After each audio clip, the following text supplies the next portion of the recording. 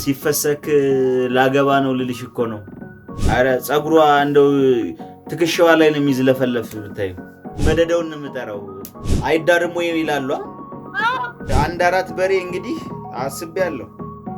ያገባዋት ራሱ ሀብታም ናት። ብር መጣያ ያጣች ብታያት። እጅ በእጅ ፍቅር እንጂ ደረጅ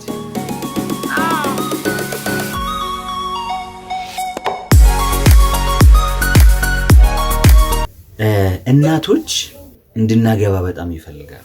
እናት የሆነ ልጇ ለወግ ማድረግ ሲበቃ ደስ ይላታል። ስፔሻሊ ወልዶ አይኑን ባይኗ ሲያሳያት ደስ ይላታል። እና እኔ አሁን በጣም ዘግይቻለሁ ማለት እድሜም በእርግጥ ቆስቁሷል። እና ዛሬ እናቴ ጋር ደውልና በቃ ላገባ ነው ተዘጋጂ፣ ወጪውን እሰቢበት እና ልጅቱንም ነገ ይዣት ልመጣ ነው የምላት። እንግዲህ አሁን ካለውበት 645 ኪሎ ሜትር ነው እናት ያለችው። ስልኩን ከምደውልበት ከአዲስ አበባ 645 ኪሎ ሜትር ነው። እና እስኪ ልደውልላትና ካነሳችው ምን ትላለች ማለት ያው እኔ እንግዲህ ዘገየ ትለኛለች። እሷ ደግሞ እንደው የሰፈሩ ሰው እሱ ባለው ለምን ያገባም እያለኝ ነው፣ እንደው በገቢው በሄድኩም ቁጥር እንደዛ እያለኝ ነው ትለኛለች። እና እስኪ ይደወልላትና ከዛ ምን እንደምትል አብረን እንስማ።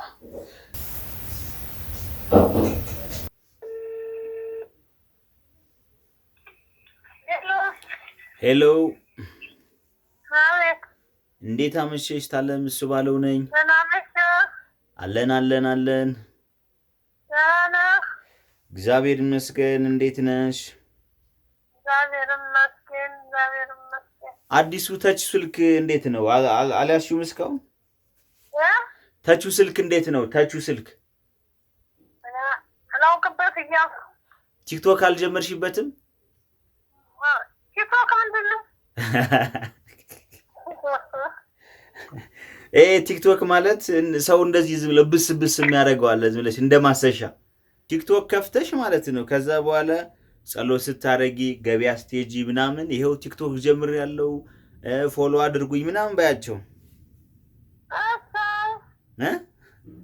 ለማስወሰድ ነው።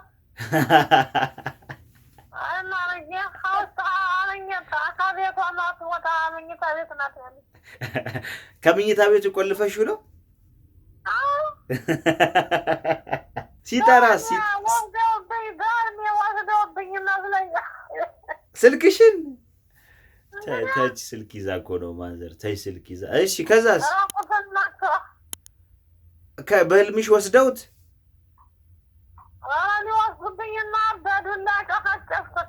አይ አይ አይ አይ አይ አይ አሁን አንቺ ያሹን እኮ ተች ማንም አልያዘው እኮ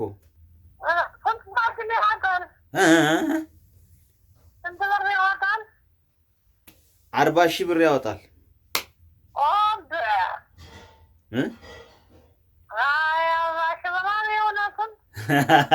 መሸጫውን ነው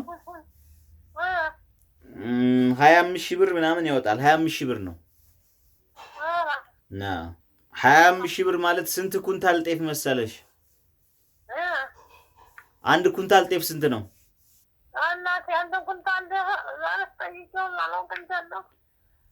ብቻ 3 ኩንታል ጤፍ ይሆናል።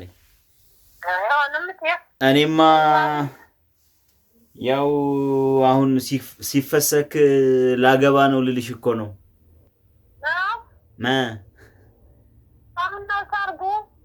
ያው አንቺ ጋር ነው እንግዲህ ገሾውንም ምኑንም ሰቢበት። ነገ ትመጣለች ልጅ ልትተዋወቅሽ።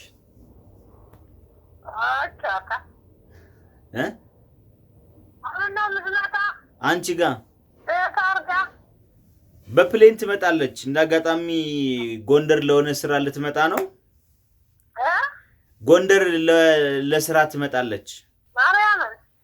እንግዲህ ያው መርቀሽ ስደጃት እንዲቀናን ኑሮም እንዲስተካከልልን። ቆንጆ ናት ደግሞ በስማ ብታያት። አረ ጸጉሯ እንደው ትከሻዋ ላይ ነው የሚዝለፈለፍ ብታዩ። ደስ ይላል። እና ሰርጉን የዳግሚያ ትንሣኤ አሰብኩኝ። ሰርጉን የዳግሚያ ትንሣኤ አሰብኩ። እሺ ስንት ሰው ልጥራ? ስንት ሰው ልጥራ? እንደድግሱ ነው እንጂ ያለው። አሁን አንቺ ስንት ሰው አለብሽ? እንደው ይሄ መቅረት የለበትም የምትይው ስንት ሰው ነው? መቅረት የለበትም። እኔ አልፎ አልፎ መጥራት ነው እንጂ። አረ እንዴት አልፎ አልፎ? እኔ ሁሉም አሳድጎኝ አልፎ አልፎ ማለት መደዳውን ነው የምጠራው። ያለውን አይዳርም ወይ ሰርግ አንበላም ወይ አንዘፍንም ወይ የማይለኝ የለም። አንዘፍ እኔ ብቻ ነው የቀረው? በሌሎች ዘፍነው ነው? አዎ አይዳርም ወይ ይላሉ። ምን ትያቸዋለሽ አንቺ? እሺ ኧረ ገና ነው እናቴ እኮ አላማ ገና ነው ገና ነው። ኧረ ምን አይነት ልጅ ነው እንዲያው ያስቻለው እናት። ዛሬ ማለት ተቆሳይ ሞፈላ መስሎኝ እንዲያው እሱስ እንዴት ያለ ጎበዝ ነው። አሁን እንግዲህ ስንት ዓመቴ ነው? ረሳሁትማ፣ እድሜን ረሳሁት። ስንት ዓመቴ ነው? እኔማ ረሳሁት። 40 ገባለሁ። ኧረ አንተ አላውቀውም።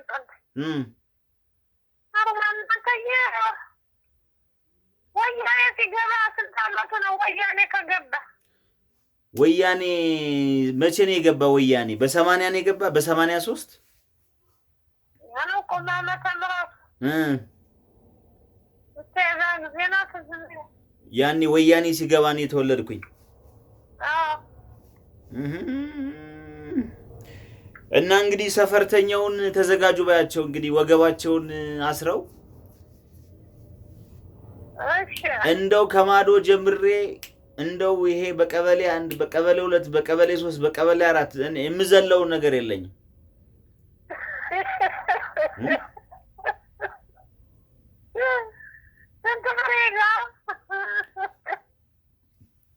እንትን በሬ 1-4 በሬ እንግዲህ አስቤያለሁ።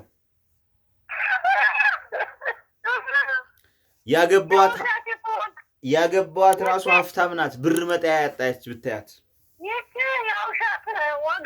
አረ ብር መጣያ ያጣች ናት ብታያት። ያገባዋት በስማ ብር መጣያ ያጣች ዝም ብላ በቃ።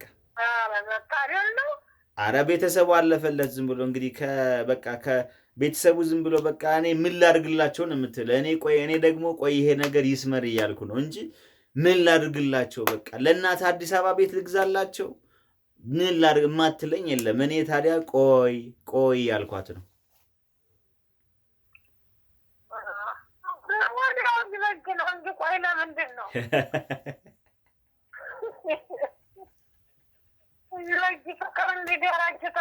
እጅ በእጅ ፍቅር እንዲደረጅ።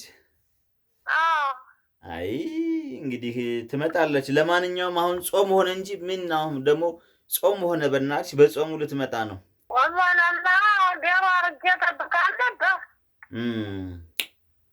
አይ አሁን እንዴት ይሻላል ታዲያ?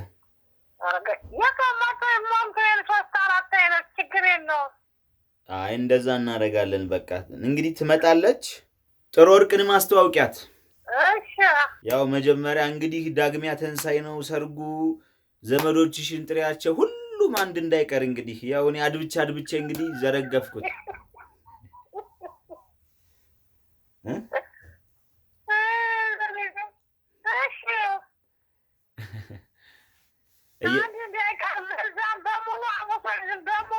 አሙሶንዝ በሙሉ ደሪጣ ማርያም አቧራ ራሷ በልጆቻችን እንዳይቀሩ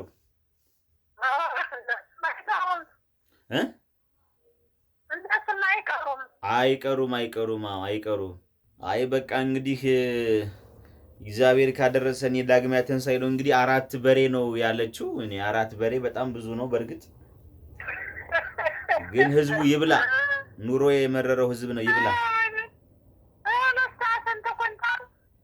3 ኩንታል ጤፍ።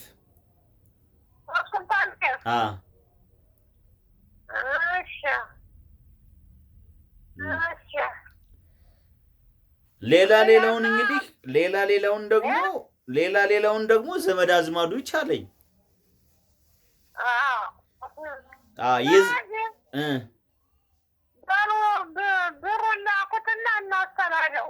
እሱን አሁን እኮ እንግዲህ ነገ በጥሩ ወርቅ አካውንት ታስገባለች። አንቺ ነሽ ግን ኦርደር እንድታደርገው የምፈልግ፣ ምክንያቱም በትክክል ለታለመለት ዓላማ መዋሉን ማረጋገጥ አለብሽ።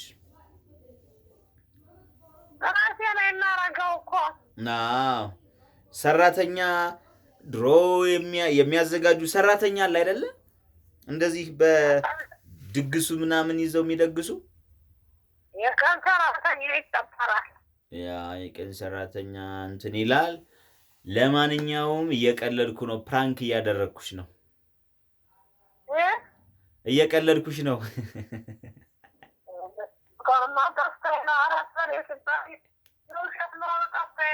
እና እኔ 4 በሬ አላርድም እንዴ?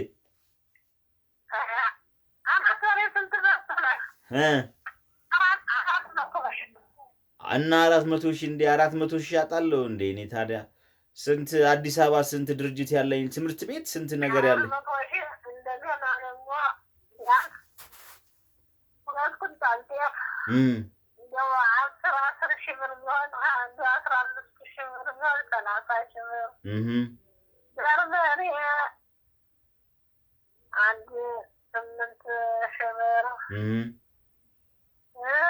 የቀላል 1 ኩንታል ተኩል ጌሾ 100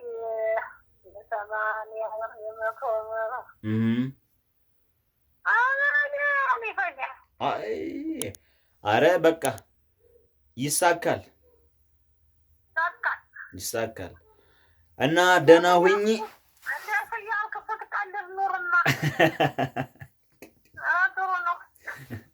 እደውልልሻለሁ።